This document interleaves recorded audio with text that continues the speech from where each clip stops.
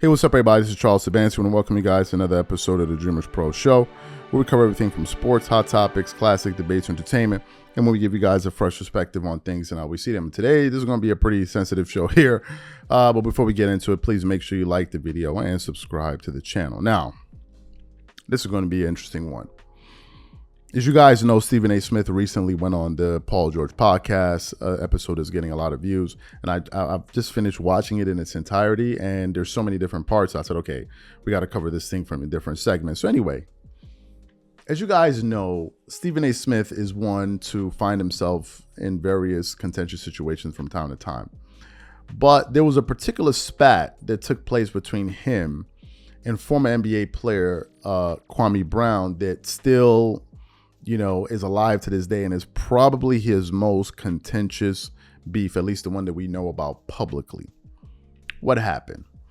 Kwame Brown, as you guys know, came into the NBA at a very young age. He was a number 1 overall draft pick. He was drafted by the Washington Wizards at the time when Michael Jordan was making his return to the NBA, where he played for 2 years with the Wizards. Things didn't go as planned with the Wizards, and ultimately Kwame was able to bounce back on his feet and actually have a pretty long playing career in the NBA, although he didn't live up to the expectations that an overall number 1 pick does, but he wasn't the first person that's done that. But in terms of his tenure, he did have a successful career in terms of staying in the NBA for over 10 years. I mean, to stay in the league for that long, you got to be doing something right? So that happened. Now, during the 2007 season, the Lakers pulled off a trade, and that trade involved the Memphis Grizzlies getting Pau Gasol, and in the midst of that, they ended up trading away Kwame Brown, who was a Laker at the time. So what happened? They were discussing this trade, and we're not going to play the video because there's no point, but they were discussing this trade on SportsCenter. And during that segment, it was Stephen A. Smith, Bill Walton, and I think Rick Carlisle who were assessing the trade. And when it came time for Stephen A. Smith to give his 2 cents on it, he absolutely, I want to say he disrespected Kwame Brown. He went a little bit too far by calling him a scrub and blah, blah, blah, blah, blah. I mean, he really went off. And it wasn't the only time. So what happened? Fast forward years later, Kwame Brown was being discussed by Matt Barnes and Steven Jackson, and then he became an internet sensation. And then from that, it went to Stephen A. Smith, and he was really going at Stephen A. Smith for all of the things that he has said about him over the years. And then Stephen A. Smith, instead of taking the high road, he took the low road and pretty much put together a low light reel of Kwame Brown on Stephen A. Smith's world, where he went at him, doubled down on his position, right? And, we all know how that ended. Kwame Brown, since that point, kept on coming at Stephen A. Smith. So during this sit down between Stephen A. Smith and Paul George and his panel, he was asked by Jackie Long, can you give us some of the regrets that you had in your career? And while he was going through the various regrets that he had in his career, he brought up Kwame Brown. And during him talking about Kwame, he kind of apologized to him, or half-hearted apologized to him for what he caused. So what we want to do is we want to play his comments as it pertains to Kwame Brown. It's a little bit long, but I want you guys to listen to it in its entirety. And then we're going to come back and react to what he had to say. So take a listen to that. And he would answer. So it was like, I had no excuse. Zero. I went on national television and apologized to Carmelo Anthony. So this is the perfect question I got for you right now. Sure. Then. I got a perfect one for you. Sure. Then. Your career so far, how can I say this? Other than coming at me, definitely came down at me, Is there any moments in your career that you wish you could do over? There's several, if I'm being totally honest. Me and Big Dog Glenn Robinson, if I see him, I'll apologize to him. Okay. It's not that what happened, I didn't report anything wrong, I didn't do anything wrong. But I took it to a place it didn't need to go. And the reason I took it to a place that it didn't need to go is because I was really, really pissed off at him because I felt he got Coach Randy Ayers fired. and who succeeded Larry Brown and stuff like that. In fairness, I don't like talking about it because Randy Ayers has asked me to let it go. Mo Cheeks has asked me to let it go. All of them have asked me to let it go. And the truth of the matter is, I let it go a long time ago because it needed to be let go.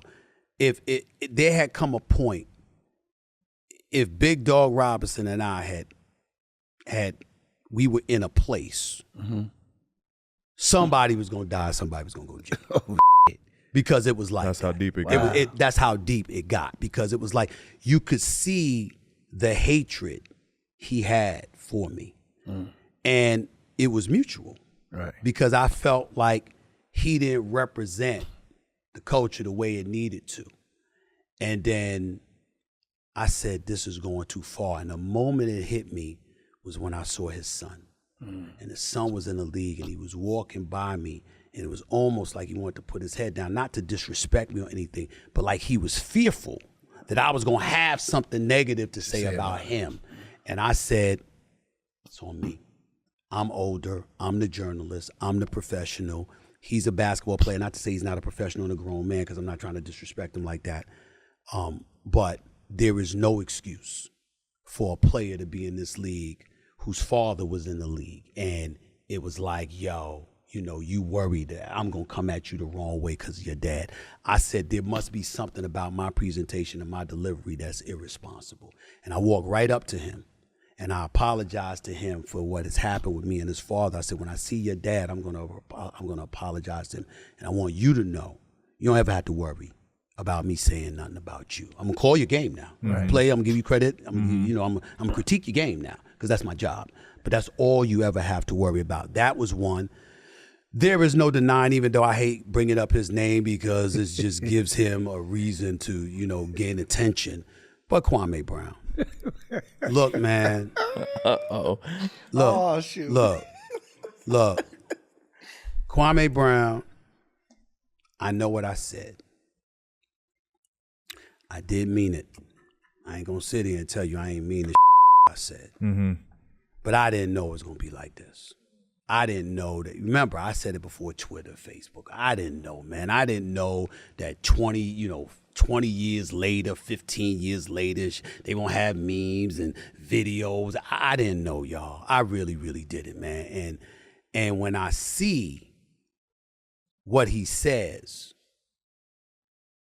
I realize how hurt he is. And no matter what he said, no matter the bravado, no matter how hardcore he comes at it, I know you don't do stuff like he does from time to time and talk about people unless you hurt. There's no way. And so I just said, like, damn, if I had to do that all over again, I would have just, it was a sound bite. They had just traded for Pau Gasol, and they asked me this question, and I'm like, what? Yeah. And I was, I'm talking like I'm talking. Y'all see how I talk? Right. It ain't like it's reserved for television. That's how I speak. Right. Sometimes I'm more mellow than others when I'm talking to honey. It's a little different. We're talking about a little different, but when I'm talking to the fellas, it's different. Yeah. And we just talking, and so I look at it like that, man, and you just look at him and you see some of the stuff that he's saying and stuff, and it's like, yo, dude, it's like you that hurt, and the one time I had to address it because I felt like he was coming at me like I was scared. I was like, well, wait a minute. First of all, I ain't scared. Let me remind you, these are the highlights, but I can't even tell you when I did that, the stars who call, I ain't gonna mention no names. Practically all of them was Hall of Famers. All of them. In the Hall of Fame, they're like, nah, Steven, nah. And the only exception to that would be my man DC, Derek Cohen, because that's my brother right there. And he got on me, and when he speaks, I listen because he's a real one, and I got a lot of love for him. And he was like, nah. And I was like, where were y'all when he was saying all of this stuff for weeks? Right. I didn't say anything. And him and Jamie Foxx and so many others, man. And it was like, all right, y'all, I ain't gonna say nothing. They like, we know you ain't scared. We got it. And as I see, some of the clips now and some of the stuff that he says, I just like, go ahead, bro. Say what you got to say. So, I wish I could do that over. I wouldn't do it. I wish I could do Big Dog. I wouldn't do that. So you heard what Stephen A. Smith had to say. Here are my honest thoughts on his comments. He apologized to Kwame, but he didn't seem remorseful. And there was a bit of confusion in what he had to say. He said that he meant every word that he said, but if he could do it over, he wouldn't say it. So where's the apology in that? The apology would be, I regret saying what I said, and I wish I didn't say it. Full stop. But to say I meant every word that I said, but I wish I didn't say it, then where's the apology in that? Now, technically he apologized, but he still doubled down. And what I can see coming from this is a Kwame Brown, who I don't know, hearing what Stephen A. Smith said and being like, man, screw you. Screw you. Because you didn't really apologize to me. You're still holding on to your position. And if you feel this way that you feel now, why did you go out there and make the highlight reel or the low light reel of me on Stephen A. Smith's World where you double down on me? And by the way, that video, last time I checked, when I searched it, believe it or not, that video has about 1.7 million views when it was published 2 years ago. So to me, I can see Kwame Brown hearing this and not accepting the apology because Stephen A. Smith said he doesn't regret what he said. You know, maybe he regrets saying it publicly. I don't know. But according to Kwame Brown and some of the things that I've heard him say, it wasn't just what he said on television. It seemed to be like this all-out campaign because this is part about him going to various schools to discuss him. Now, I don't know that part, but Kwame Brown said, why were you going to all of these different universities lecturing about this and constantly bringing me up? Who's compelling you to do this? I don't know that backstory.